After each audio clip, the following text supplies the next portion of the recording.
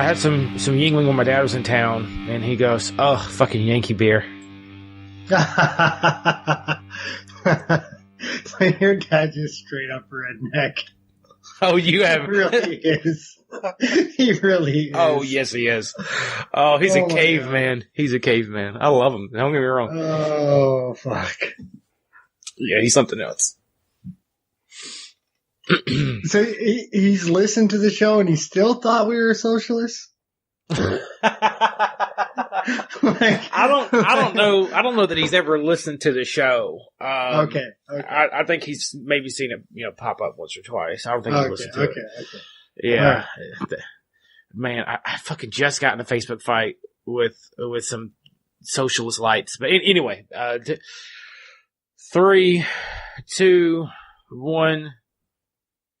Hey, you fucks, this is Everyone's Wrong. I'm Dave, a.k.a. the Great White North. And I'm Dustin. Well, maybe if you didn't look like that, no one would notice that you look like the love child of the Muslim Brotherhood and Planets of the Apes, Dark.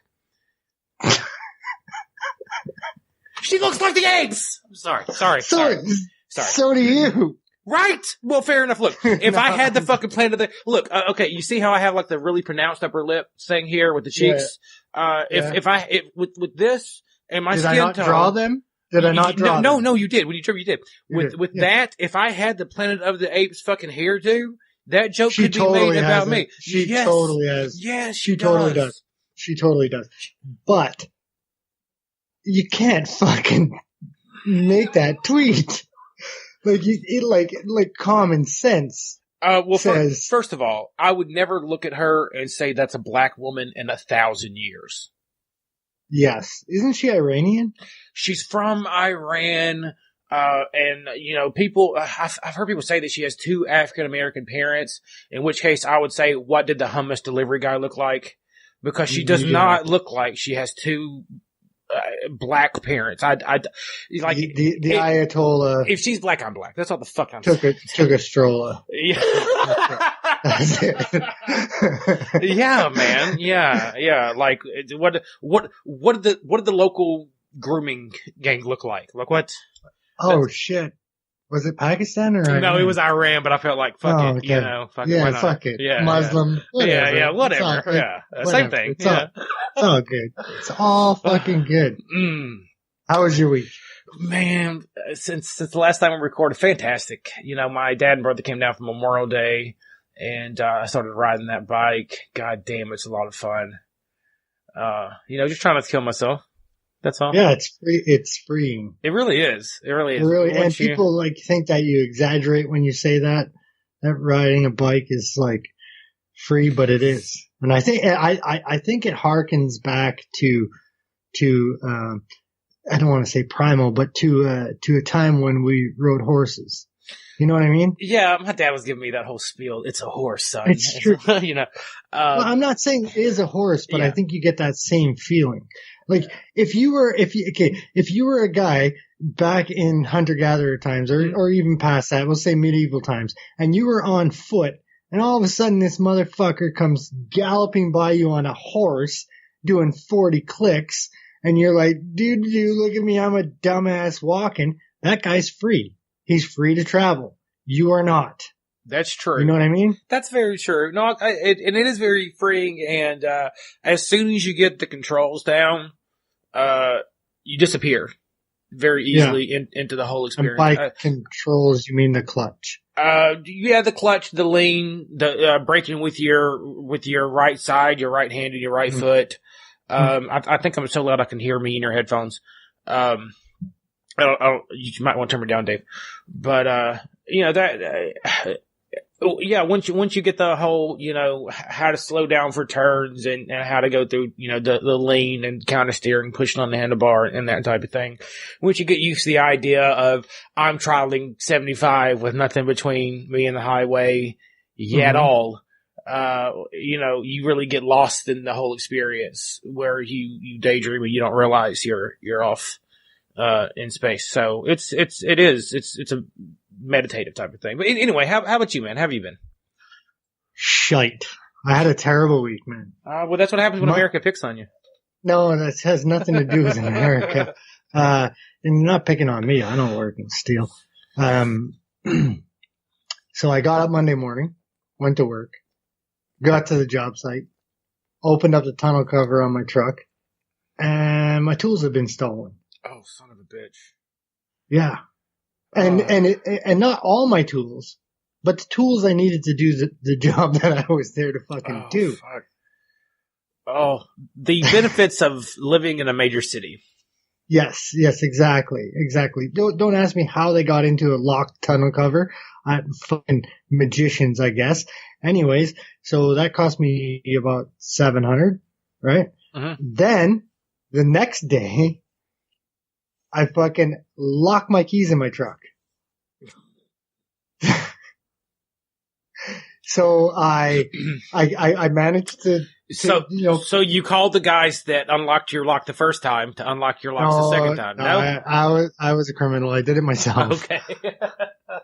I put my flat bar in, pulled it out, got a coat hanger in there, lifted that out, and then Thursday, I don't know, like it's been a really busy week. I've been from job to job. I didn't stop for gas. So I'm driving and, I didn't even pay attention to it. And I'm driving what's called on the Aviation Parkway here. And it's where, like, if you're a foreign diplomat or say the president of the United States and you come to Ottawa, it's the road that they take all the dignitaries down. So it's not patrolled by regular police. It's patrolled by RCMP and CSIS. So I am driving along and all of a sudden my truck, it did. And I'm like, what the? And I look and I'm out of gas. So I pull over to the side and I'm standing there. I'm like, what the fuck? This sucks. Cause there's no gas stations anywhere. Like this is like a road that's got trees and that's it. So I'm like, fuck. So I start calling buddies. Nobody's answering. And this RCMP drives by and I'm like, I wave. He waves at me. He drives by. It looks like he's going to keep going and he spins around and he comes back and he pulls up and I'm like, yeah, don't worry about it. I just ran out of gas. Because for those of you that don't know, I used to be a degenerate. What honest wording there, Dave. I may have some warrants in other parts of the country that still exist to this day, 15 years later. So I'm trying to get this fucking pig to not stop and bother with me, right? But because my truck is still kind of on the Aviation Parkway, it's not off. He's like, well, I have to stay here to make sure nothing happens. And because of the fact that it is the road for dignitaries, my truck could blow up as one goes by. And it is the capital of Canada, so there are high-level visitors all the time. So we're sitting there, and he's like, well, I'm going to have to call a tow truck to bring you gas. So I'm like, okay, go ahead. So he's calling, and then all of a sudden, like 3 more of these fucking RCMPs show up, and I'm like, he still hasn't read my plate yet. And I'm like, oh, I think I'm causing a nuisance here. There's lots of cops, and I'm just trying to like distract him from fucking typing in my plate like as much as humanly possible. And then like maybe 5 minutes before the tow truck shows up, he gets out of the car and he's like, do you have your license on you? And I said, it's in the truck. And he's like, would you mind getting it for me? And I'm like, okay. So I go in and I come back and it's about the warrants, isn't it? And he looks at me like as if I was going to be trying to hide it or something. And, cause this isn't the first time this happened. And he's like, he grabs my license. Oh, you're David Lee Edwards. And I'm like, yeah. And he's like, you're under arrest. And he starts putting me under arrest. But this fucking cop, he was so damn nervous. He's reading me my rights and he's stammering with cotton mouth and his hands are shaking. I'm like, what the fuck is going on here? So he's like, put your hands behind your back. So I put my hands behind my back and he starts putting the cuffs on me, but I noticed that he like reaches down at something and I thought the fucker was going to shoot me or tase me. So I'm looking and I'm like, I told him like, as he's arresting me, I'm like, you gotta not be so fucking nervous, man. You know? So he puts the cuffs on and I mean, he put the fucking cuffs on, like clamped them down like super fucking tight. And I'm like, Jesus Christ, I don't know if I'm going to get out of this fucking situation. So he throws me in the back of the car. It's fucking 35 degrees outside. He shuts the air conditioning off. When I was talking to him and there was like no arrest happening, his air conditioning was blowing hard. Like you could feel the cool air coming out of the fucking cruiser, right? Mm-hmm. But once I get in there in the back, there's no air conditioning. It's like sweltering fucking 35, humidity, sun beating down on it. For those that speak American, that's like 85 degrees or so. That's hot as balls. Yeah, so I'm sitting in the back, and there was a more experienced officer on site. My hands are falling asleep because, I mean, like, he put them on. Like, I didn't want to be like, the cuffs are too tight, but, you know, like, they were fucking tight, man. So he's like, they're talking, and the more experienced officer opens the door, and I'm like, dude, you gotta loosen these cuffs off a bit here. And he looks at my hands, and obviously they're beat red, and he's like, I don't have the keys for those, so we'll have to get the other guy to do it. So he comes and he loosens off the cuffs, and like, eventually the more experienced officer, he's like, obviously the guy's not fucking causing trouble. Take cuffs off him. So they take cuffs off me. All the other cops leave. It's just me and this fucking rookie in the car who forgot to read me my full rights. Cause he stammered and cotton mouth and like sweating through the whole thing. I said to him, I said, buddy, when you arrest somebody, you gotta not be so nervous, man. I said, first of all, you were making me nervous. I thought you were gonna fucking try something because I didn't, like, who knows what you're doing. But if you get a hard man and you're arresting a hard man and you show that nerve, he's not going to let you arrest him, you know? And I realized after why he was like that when I read the computer screen, and I forgot what a degenerate I was until I read that computer screen. Violent. History of family violence. Escape risk. Known to have firearms. That's why he was stammering. Because he was a rookie and he thought he had a big fish. I'm a has-been when it comes to that, okay? If he had a real big fish, he would have been in trouble the way he was nervous. Like, serious trouble. That tells me that he's not really, I don't really think he's fit for that job. I think we might be the most popular podcast where you never know if the hosts are going to be arrested this week. It's you or me. I have a warrant to. I was arrested. You were arrested. Absolutely, sir. Anyways, what happened in the end was that the warrant is for an assault charge in Manitoba, in Winnipeg. I'm in Ontario. It's really fucking far. It's like a 2-day drive. Like, seriously, it's a 2-day drive. And so they called the Winnipeg headquarters, and the chief said, no, we're not extending the warrant. So he had to let me go. You could tell he was really not happy about letting me go. So he gave me a ticket for blocking traffic when I wasn't really blocking traffic. Like, my truck was like halfway on the side of the road, halfway on the road. And he gave me a ticket for fucking blocking traffic. And I said to him when he said that, man, you're really trying to rough me up here. You know, like, holy fuck. Well, his drawers had dried. He felt like he could be a man now. Yeah. Well, Exactly. Okay. I know that you are trying to help him when you gave him that advice, right? Yes. Yeah. But put yourself in his shoes for one moment. Like, the guy that you just arrested is like, hey, look, man, you got to calm down. Because if I was me 30 years ago, I probably would have stabbed you and stole your cop car. So he's probably like, motherfucker, here's a ticket, you bitch. Like, that's probably why he wrote the ticket. It was probably more like, this cocksucker, like, but for, man, look, nothing makes me. But, like, seriously though, Dustin, like, not to try to escape, and not because I wanted to fight with the cops, because I'd rather just deal with this shit than I was about to fight him just on the fact that I thought he was going to fucking tase me for no reason. Like, I thought I'm going to defend myself is what I thought. Dave, I hope you know better. I hope, well, you're not in America. Never mind. Yeah, I'm not going to edit that silence out. I go down swinging. I know, American or Canadian cop. I'll defend myself. I defend myself in court. Like I've been wrong. I've been wrongfully arrested. I've been kind of roughed up, and I deal with it in court so that I can breathe.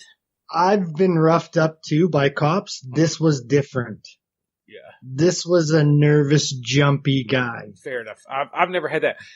I mean, the only cop I ever made me nervous was when I was being arrested the second time.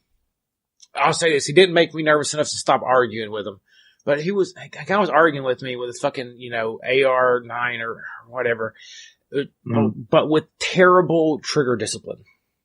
Okay. Like we're arguing over weed and all kind of shit. Here's a little example. He tries to give me this story, like, every time we find heroin in someone's house, we also find weed.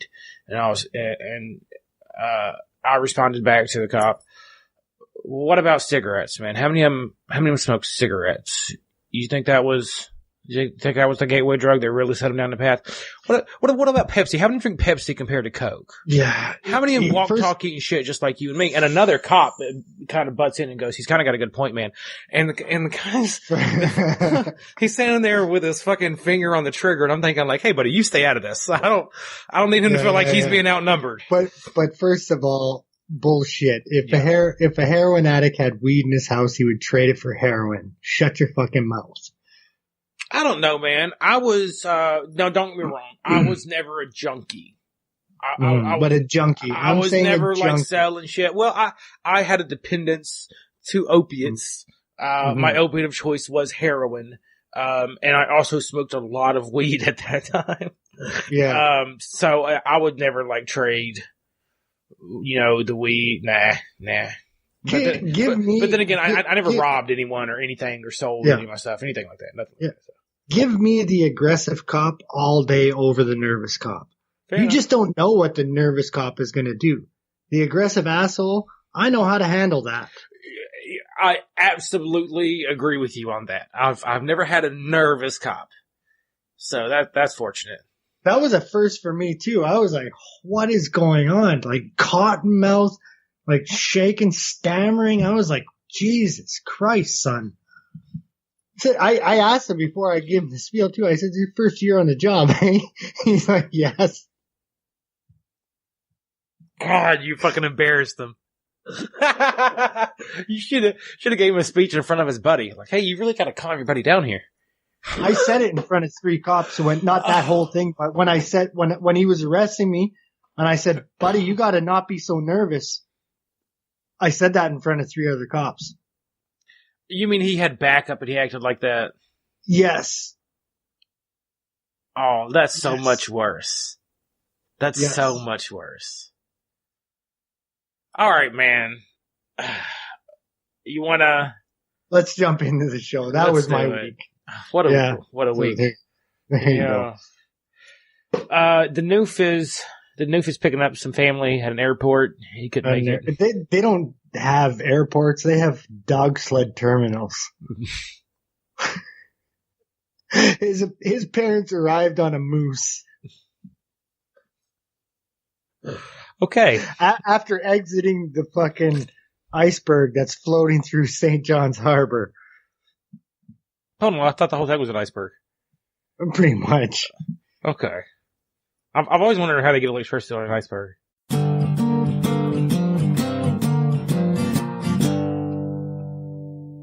All right, and in the first segment of the show tonight, we're going to be talking about fucking Russian journalist, Putin, Ukraine, the whole twisted mess over there. So, you know how whenever a journalist talks out against Putin or the Kremlin, they wind up suicided or disappeared or poisoned or whatever. I can neither confirm nor deny these. Confirm or deny these. Yeah, I know the official story is that Putin did nothing wrong. Yeah, so go. Yes. You go on and address the fearless leader. Okay. So So there's a really famous journalist over there. Think of him like Walter Cronkite, but younger. I'm just throwing out a journalist name for the American listeners so that they have some kind of reference. Anyways, his name is Yuri Lutsenko. And he is famous for anti-Putin, anti-Kremlin speech. And when Putin moved into Crimea in the Ukraine, for people that don't, everybody must know about that, right? Do I need to explain that? Let's just say that the Ukraine was part of the Soviet Union, but they lost it, and then Putin took it back a few years ago, huh? Took a portion of it back, yeah. The Russian-speaking part of it back a few years ago. So this journalist was like very, very outspoken about it.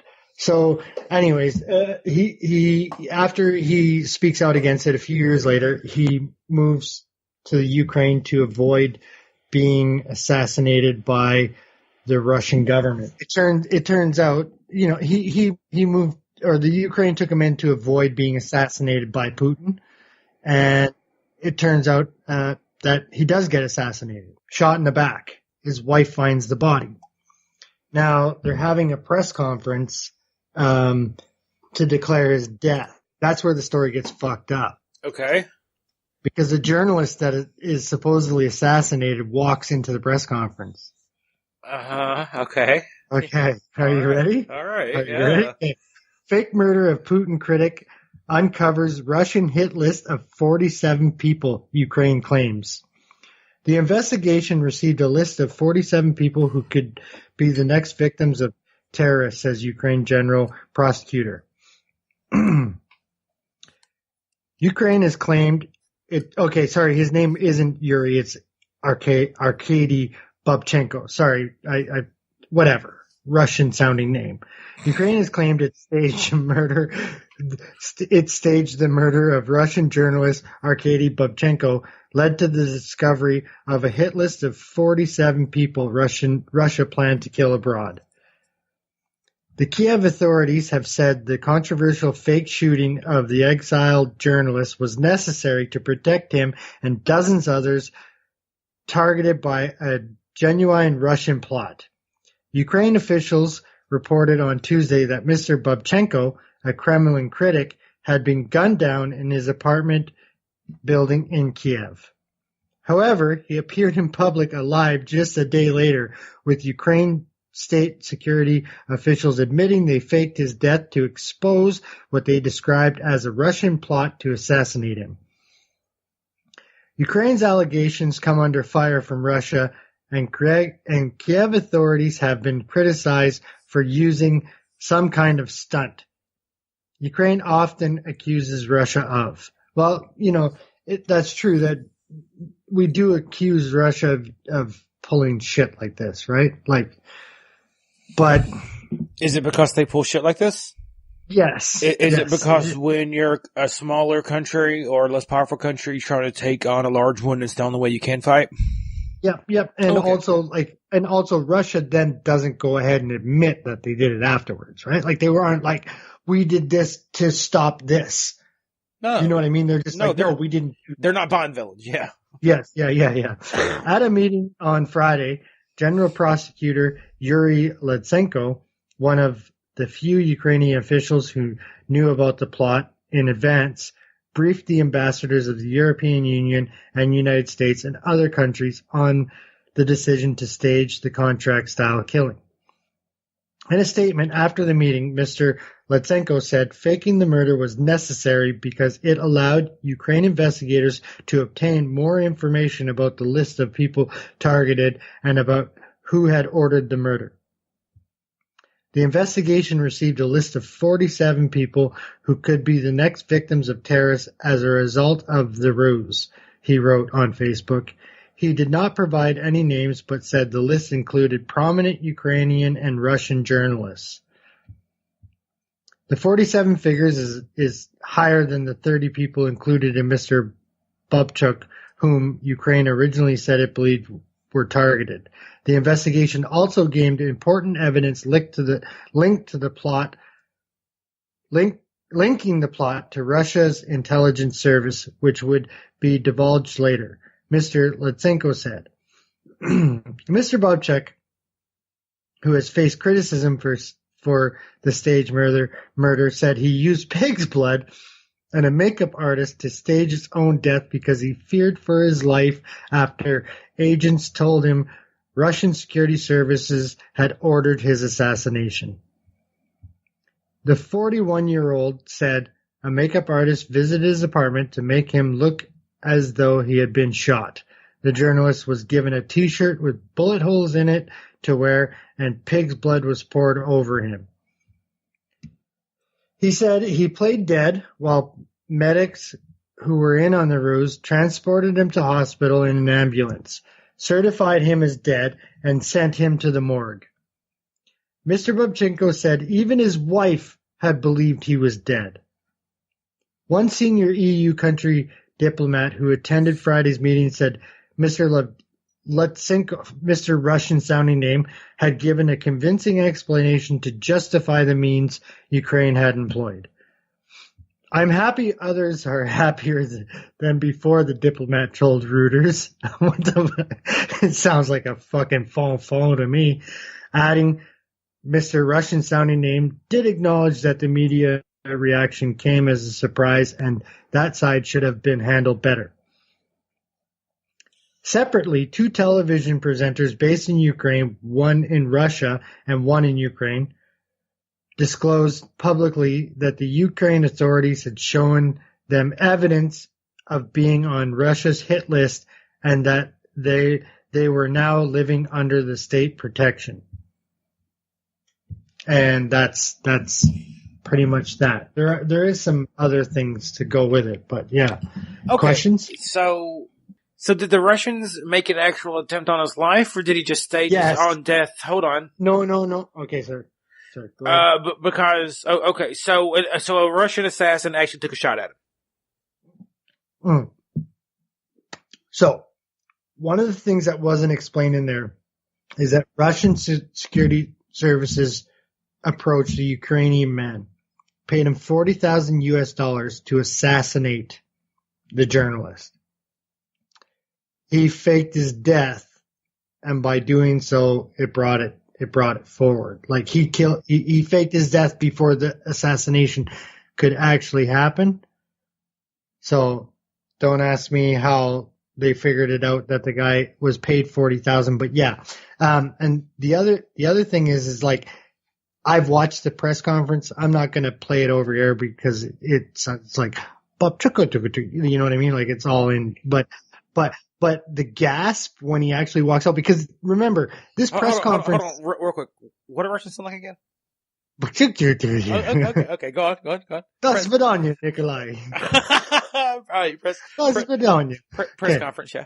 Okay, so the press conference is all of his friends, right? Because all these journalists are his friends and colleagues. So they're all mourning this guy's death. And he walks out in the middle of his press conference.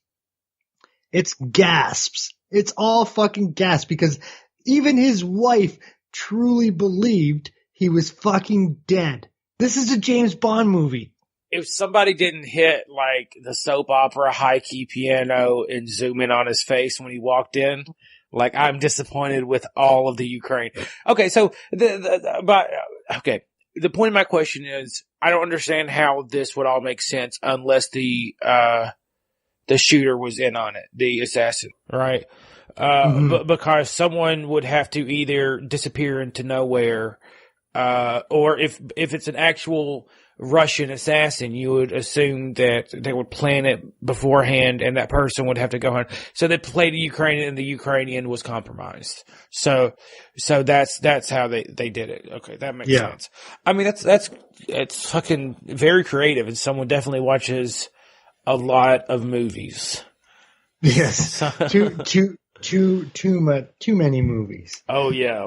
I got a movie in my mind. I can't remember the title of it, but like they would like, they would pay back the debt, but then the guys would get them to fucking like pose dead, and they would take pictures so that the next people that owed the money, they could just show them the pictures. I have totally, you know what movie I'm talking about? I have seen that before, but I can't remember. I can't remember exactly which one. Wasn't that important? Nah. But isn't that fucking crazy? That is a crazy story, man. But that's real life James Bond shit. That is. That is. It is. Motherfucker poured pig blood on himself. He's like, I know. I'll pour pig's blood on myself and take photos. And just in case anyone forgot, Russia is up to their old ways. Mm-hmm. Yeah, assassinate everybody. Anybody they can. Like, they tried to assassinate a guy on British soil. When is the world going to stop pretending? Like there is a portion of the world that obviously has stopped pretending that Putin isn't just a dictator, but there's like a certain segment, like when are we gonna let's just stop talking to them, period. Like, you know what I mean? Like, fuck, you can't be president forever and claim democracy and that you're not just KGB all over again. Oh, they love him so much, Dave, they keep voting. They're not even supposed to have a president. It's called a prime minister. They just keep voting for him, Dave. Yeah, I don't know. It's just funny to me, like, you know, from America's perspective, looking through time, like, we've always had a weird thing for Russia, at least in modernity. And it used to be on the left and now it's on the right. Mm-hmm. As Russia went from far left to authoritarian, right? Yeah. Yeah. Anyway, you want to move into the next, Sure. segment here? Yeah? Sure. Okay. Yeah, let's shut her down. All right. We'll be right back. Be right back.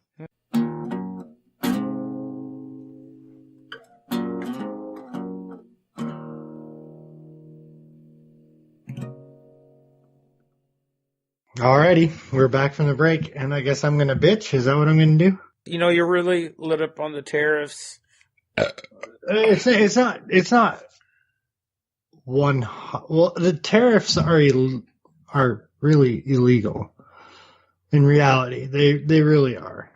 It's the rhetoric that comes with the tariffs that I'm really incensed at. Mm-hmm. More than angry, I'm incensed at it. It's the rhetoric that he's using to make it legal. To make it legal. Yeah, yes. To call Canada a security risk. Yeah. To the United States. That's what I'm angry at. I think that's fair. Because you know that you explain it well, what kind of a patriot I am. Yeah. I'm not the I think I'm better than the rest of the world kind of guy. And I don't think that Canadians in general are better than the rest of the world, but I love my country and I love the freedoms that we have and I love the people in it and I would stick up for it in any way possible. And an extension of that is the allies that have been fostered and created. And to have the closest one on a world stage call us a security threat to their nation after we have time and time again paid for and sent our young people to fight their fights is a slap in the face. Well, to be very fair. To be very fair, we have also sent our young men in fights concerning your country and your mother country. No, in my mother country, but not Canada. Well, Canada, not one. Well, Canada is I'm sorry, an extension of England. Okay. Yes. No, it's not an extension of. Stop. It's a sovereign. It is literally okay. I'm sorry. I thought you were literally under their queen. My bad. No. It's not their queen. It's the Queen of Canada. It's separate.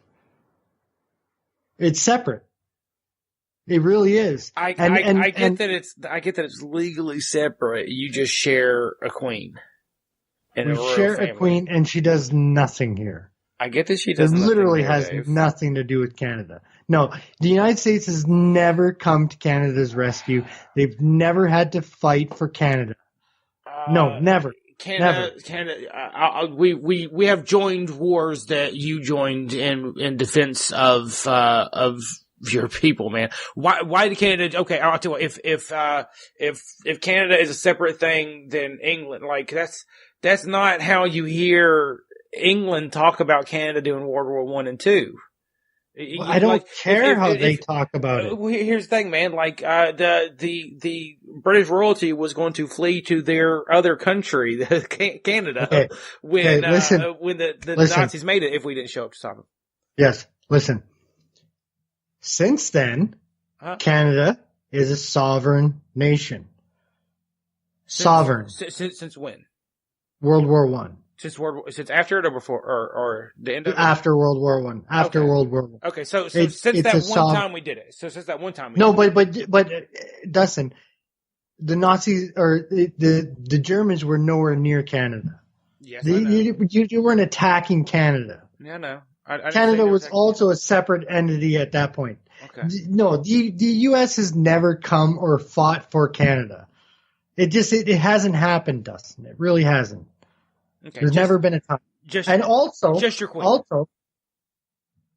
Also, here's the thing. There is a real difference in World War One and World War Two, and Desert Storm, and the Iraq War, and Afghanistan, and Bosnia, and all the shit that's happened in Somalia, and Central America and South America that Canadians have spent money on fighting in. There's a huge difference between those scenarios. Yes. You do have to admit that, right? Yes, a lot more lives were lost in World War One and Two.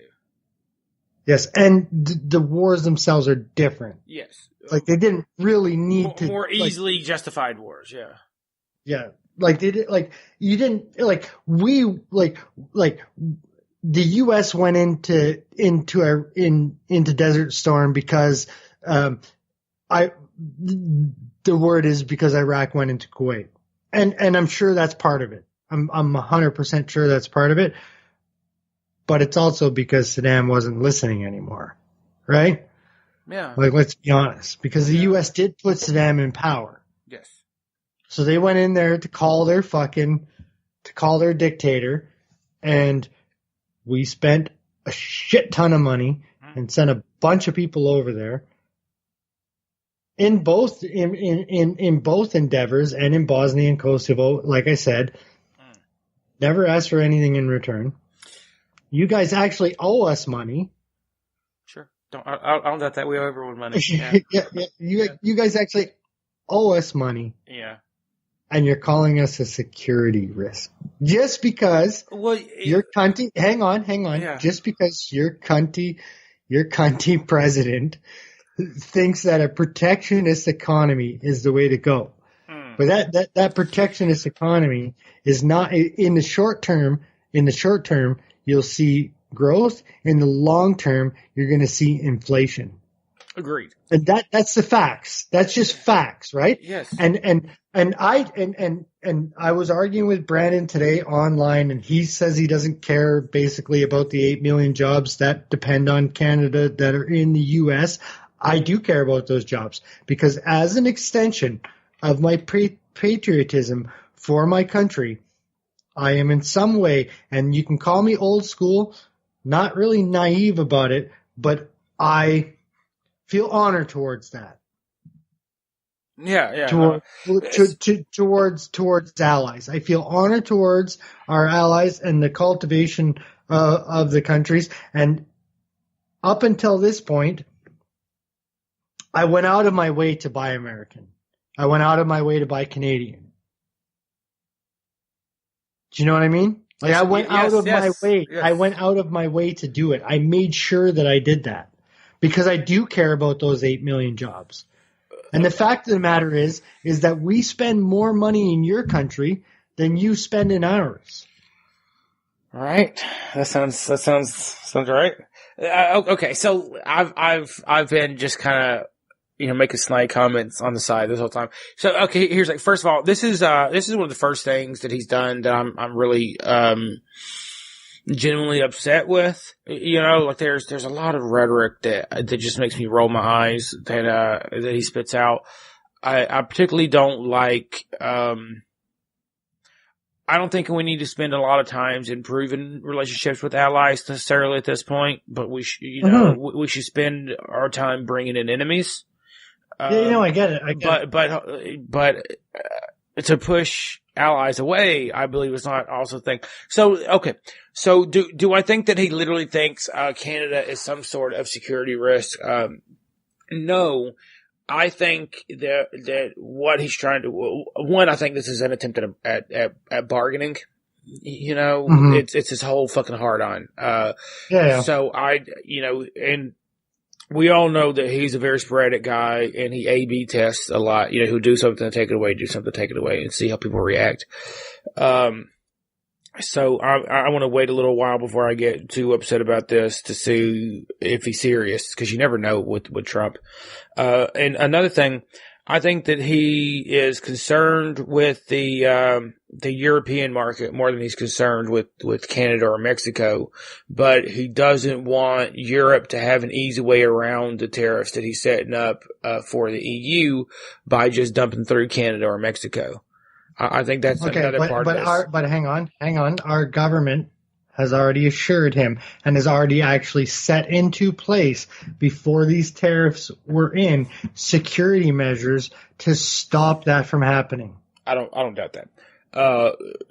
Does he seem like that? Like, does he seem like the type to take Trudeau's word on anything like that? No, I don't want to take Trudeau's word on anything either. But what he should be doing is taking Mulroney's word on it. Fair enough.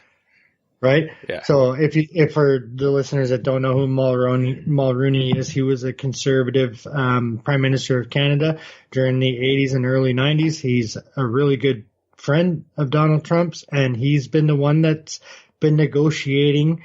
It hasn't been Trudeau, because let's all just be honest here. Trudeau couldn't negotiate himself out of a wet paper bag with Donald Trump. And he could dress his way out of one, though. Yes, he could. He could do his hair. He could do his hair too. And you know, all those things may not matter to Donald Trump, and it may not matter to a lot of Americans, and it may not matter to a lot of Canadians. But I'm a different type of person, so it matters to me. Well, it matters what the leaders of our friends say to me. And you can say that it shouldn't, but I kind of say what I mean. Yeah. And I expect other people to do the same. So when somebody tells me that after the 150, 200 years of shared history that we have, the most integrated two countries ever in the history of history, that one of them is a security risk to that country, I take that seriously. Because I only say things that I mean. Right? Well, I agree with you. I say what I mean, and I mean what I say. I feel you there.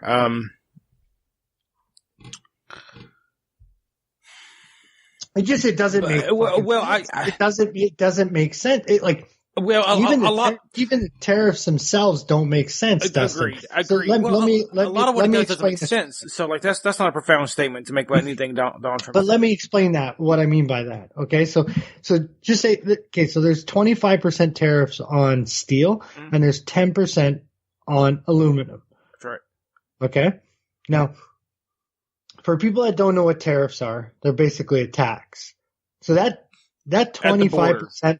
At the border. So that 25% doesn't actually go to the company that's buying the steel or selling the steel.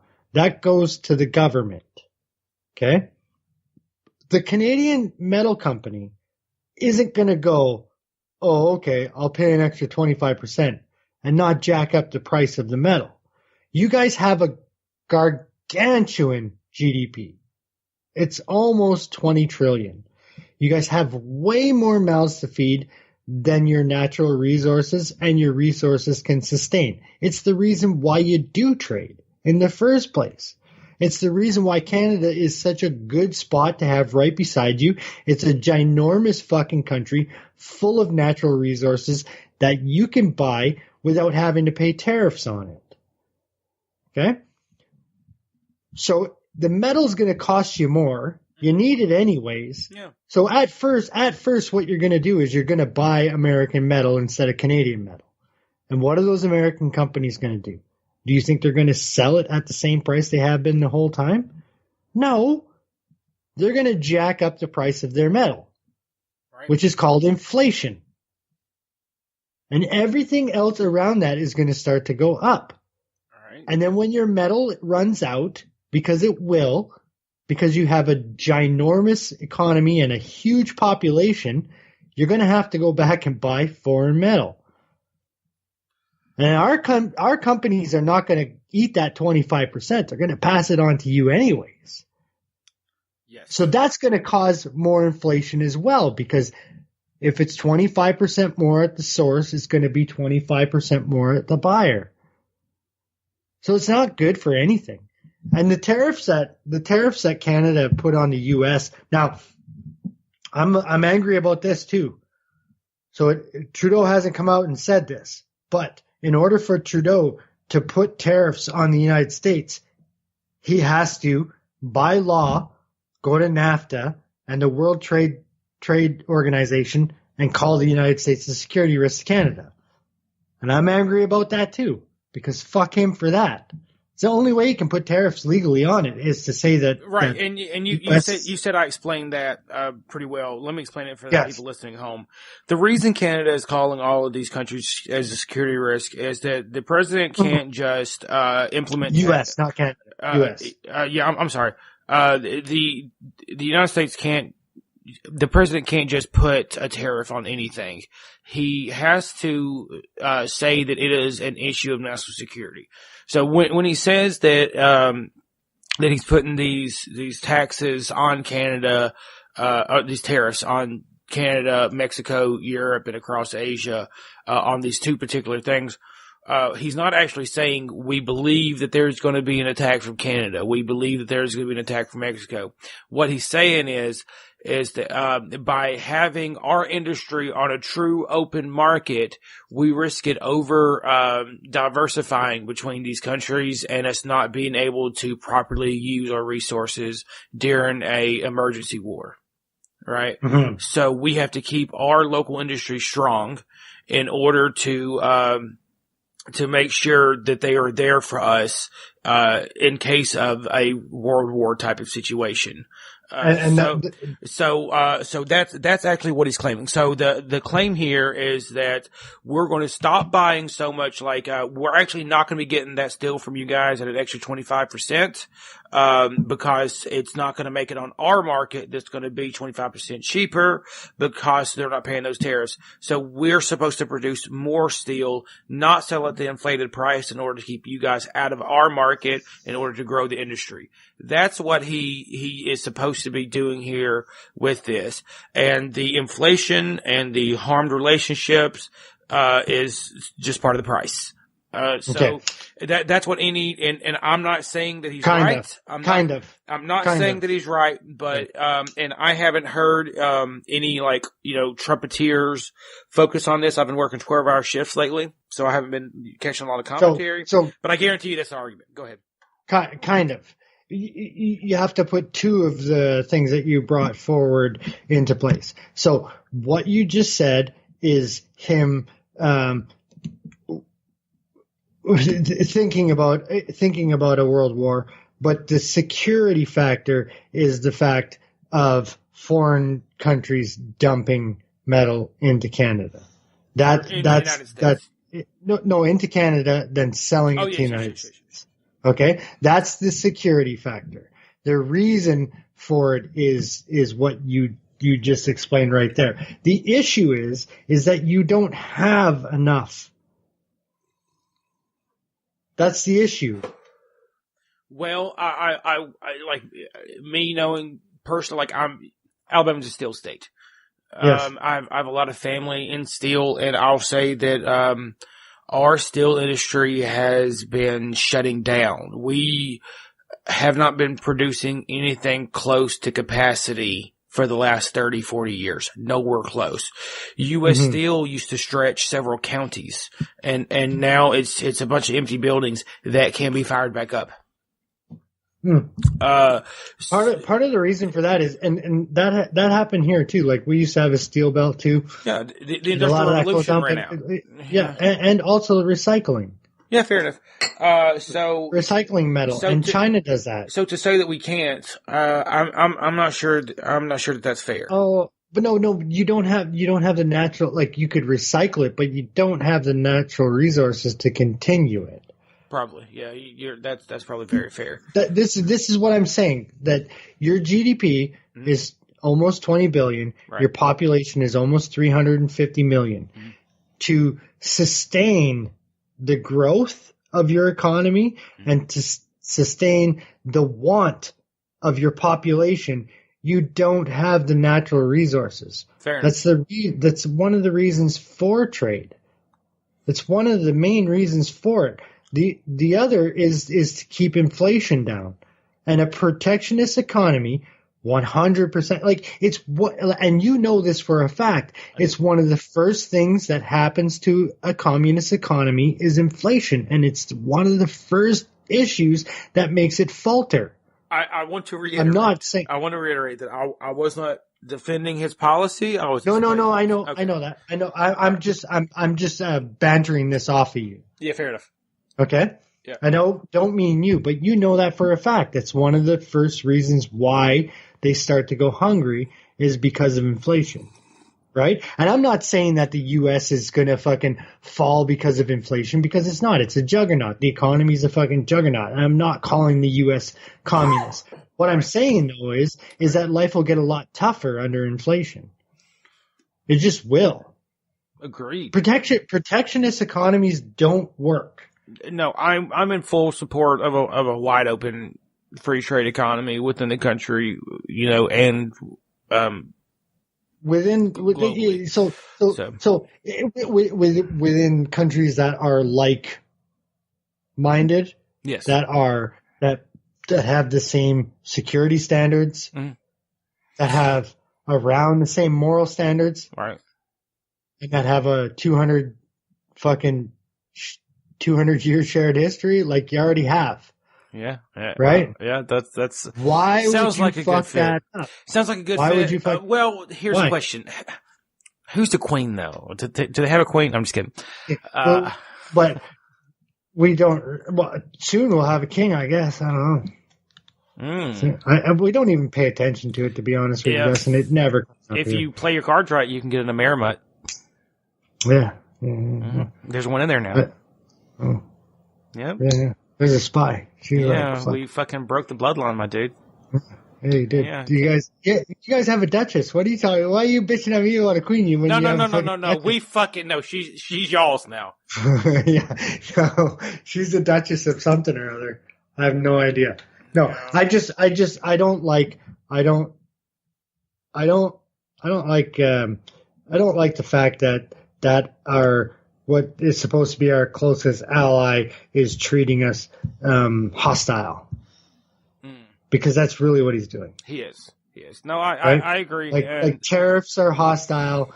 Calling us a security risk is hostile, and it's uncalled for, and it's not what friendships are built on. And you don't need our equipment, and you don't need our men when it comes to war. You really don't. The U.S. could go and fight any war that they want, but the thing is that because let's be honest, a lot of these wars, they just are like, who can we get that's fucking got a good reputation that we could come over here and say, yes, this war is a good idea. You know what I mean? Because the UN is like, dude, you shouldn't be going in there. And Congress is like, dude, you shouldn't be going in there. But if a country like Canada, who doesn't exactly have a reputation of being a warmonger, says, yeah, we should probably go over there and cause war, helps you out a little bit. Fair enough. A little bit helps you out. A little bit. We have a reputation of being a peacekeeping country. You too? So when the peacekeeping country says it's time to fight, it's time to fight. Right? Fair enough. So next time, don't call us, we'll call you. Fair enough. Can I give you some possible silver lining here, Dave? Of at least a period of strained relationship between our peoples. Sure. Okay. Sure. And this is mad extrapolation here. Perhaps, your government will be reminded that you actually need your own equipment. Yes. Military equipment. Perhaps they will remember that your military plan probably shouldn't be, form a first defense and then call America. Sure. Because if you don't have the equipment and your plan of your government, and you told me before, is to use ours. Yeah. That is your plan. We are your police. Perhaps you should be reminded that you should get your own guns. Sure. Little silver lining there. Okay, but I will throw this back at you. Uh-huh. Nobody wants to attack us. Nobody's angry at us. That's true-ish. We don't start wars.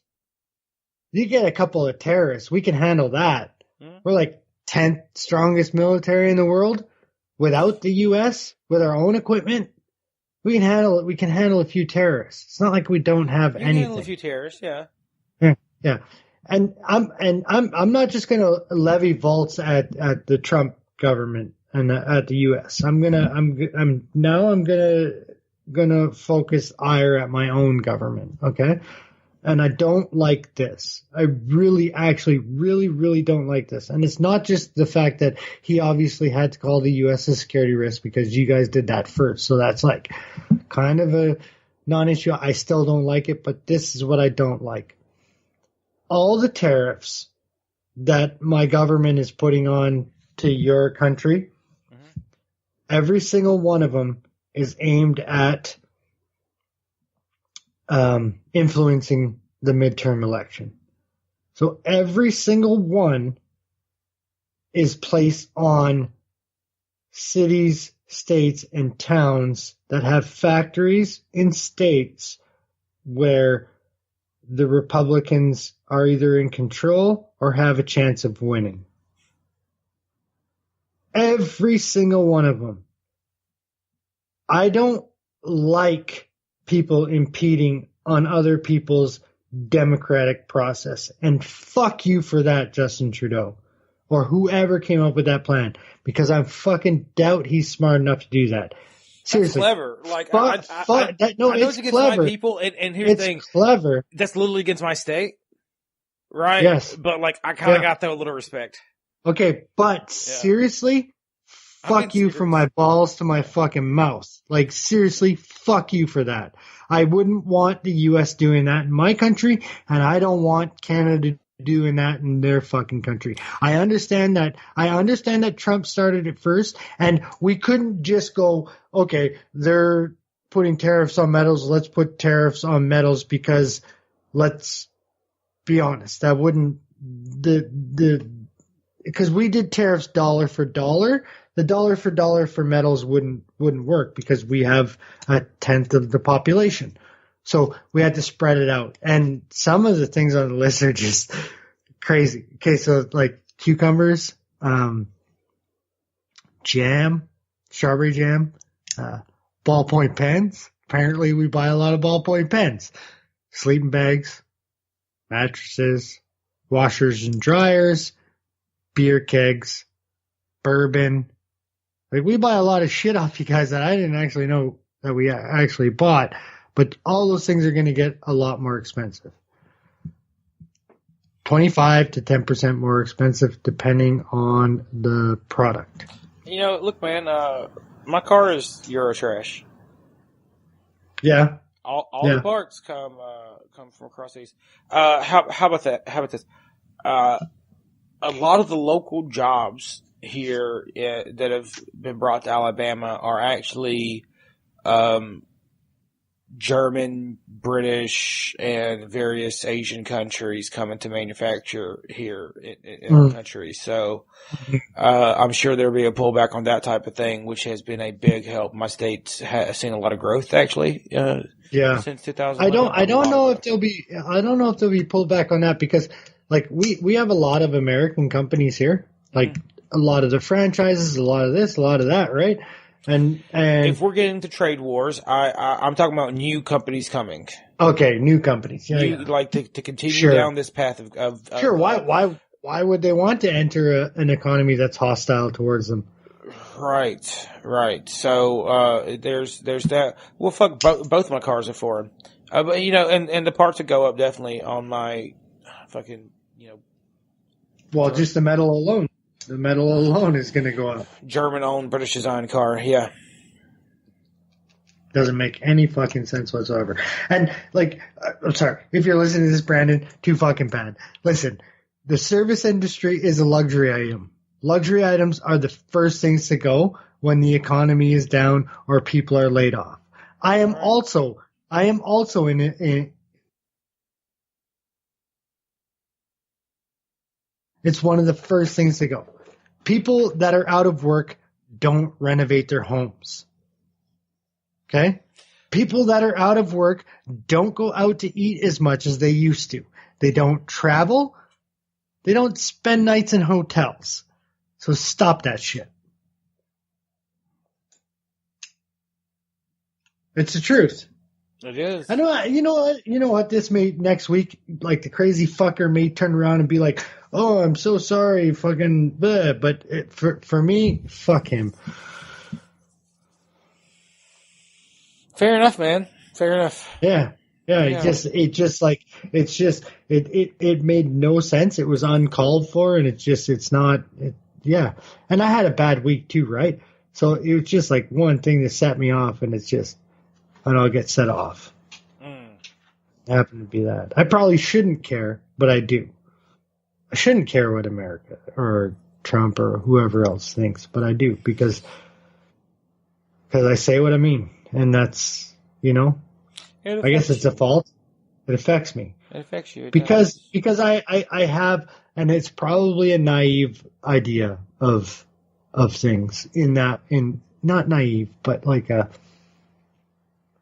sense of like old time when it comes to things like friendship and allies and the way that we should interact with each other. I think I still have a certain genteel view on those type of things. I think it's part of where we get along. Yeah, and I agree with you. Like words still matters. Honesty still matters, and that type of thing.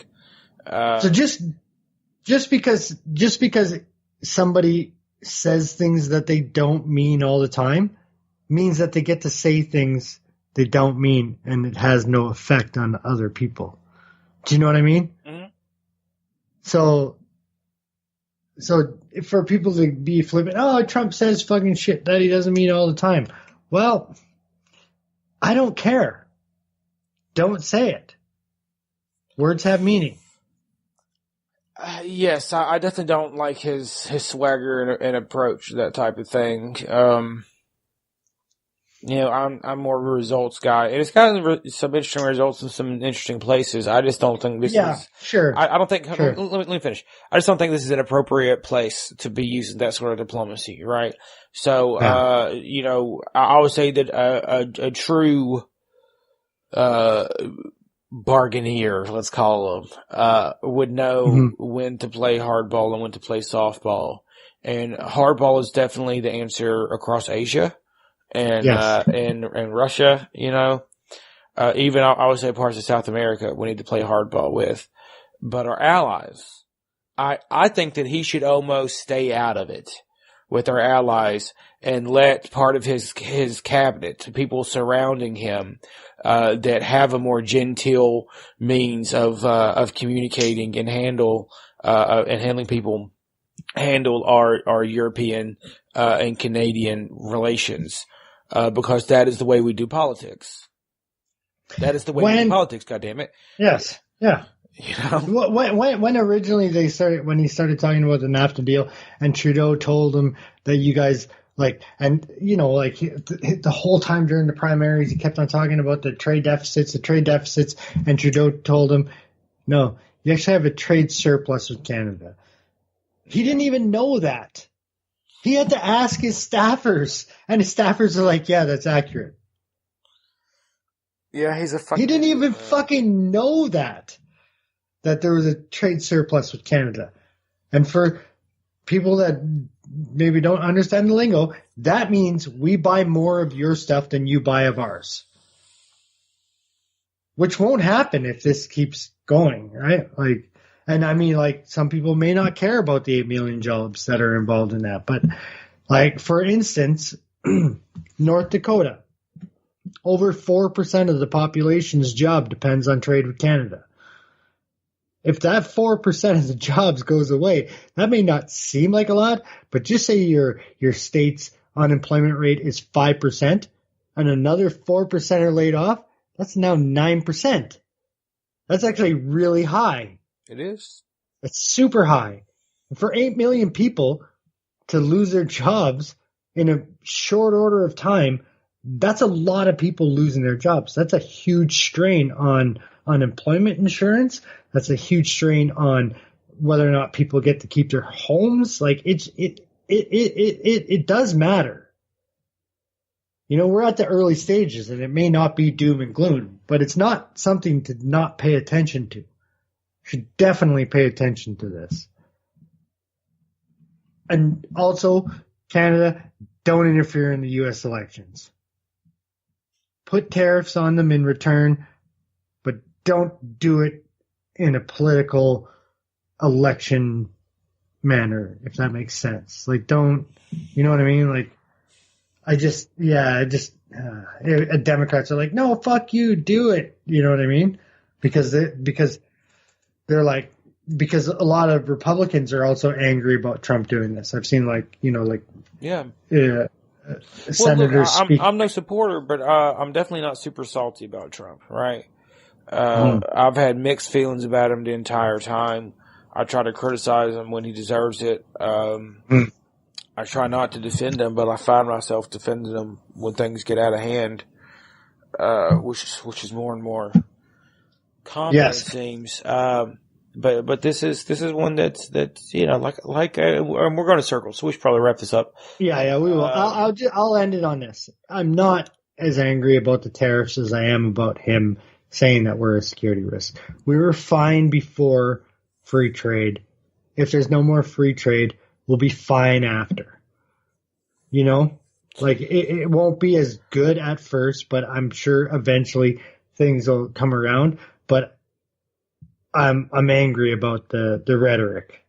That's what I'm angry about. Well, you know, and we may be looking at 6 more years to this dude. Yeah, very, very well could be. And here's the thing, if he leaves popular at the end of that, he could actually leave a permanent change to American politics. Yeah. Well, anyways. So, you know, and here's the thing, if I'm sitting in Canada's shoes and I had the opportunity to retaliate in the way that they did, this is the way they see it. I'm sure it is in Canada's best interest for someone to replace him. So that's, if their goal is to end the tariffs, getting him out of office is the easiest way to do it. And if they can do it without shooting a gun. Yeah, the fastest way to do it would be for the Democrats to win the majority in the midterm and then win the impeachment. Right. That's the fastest way. So that's their plan. They probably see it as a matter of national security, if we're acting that way. Yeah. So, you know, look, man, I believe Trump called it a trade war. What's that second war? War? Okay. War. So if we're, which is a Cold War. Mm-hmm. If we're in a form of Cold War, you attack. Yep. So that's true. You did. So, I have no hard feelings on that, man. And I do. And once again, I'm one of the states. I have family in the industries they're attacking. I do have hard feelings against it. I wouldn't want you guys doing it to me. And I wouldn't want to do it to you. But Dave, if your country is attacking mine in any way, you're my best friend. You know, you and Ed. I would never want anything bad to happen to either one of you. But on a national scale, like, if we're in some sort of struggle, then we're in some sort of struggle. Like, why? Like, it doesn't even, like it's so ridiculous. Like, it's why are you picking? Why are you picking a fight with Canada? It doesn't even make like the fucker's got hotels here. Do you know what I mean? Like, he has hotels here. Yeah. He has hotels. He has hotels in Toronto. He has hotels in Vancouver, and I'm pretty sure he has one in Calgary. Like, why the fuck are you picking a fight with a country where you literally do business? Well, Dave, the president cannot take these type of personal matters into account when making decisions of national security. Anyway, we got. Look. Please let me end this on a light note. That's okay. Go ahead. No, that's as light as I can get on this. Okay. That's as, all right. That's as light as I probably got more pissy about it than I should have. I'll say that, but in my defense, in my defense, no, I don't just mean like this show. I mean about the tariffs and him calling us a security threat. But in my defense, I was arrested this week. Well, Dave, it's because you're a matter of national security. National security, that's right. I didn't have a good week. I was stolen from. My best friends called me a terrorist. Oh,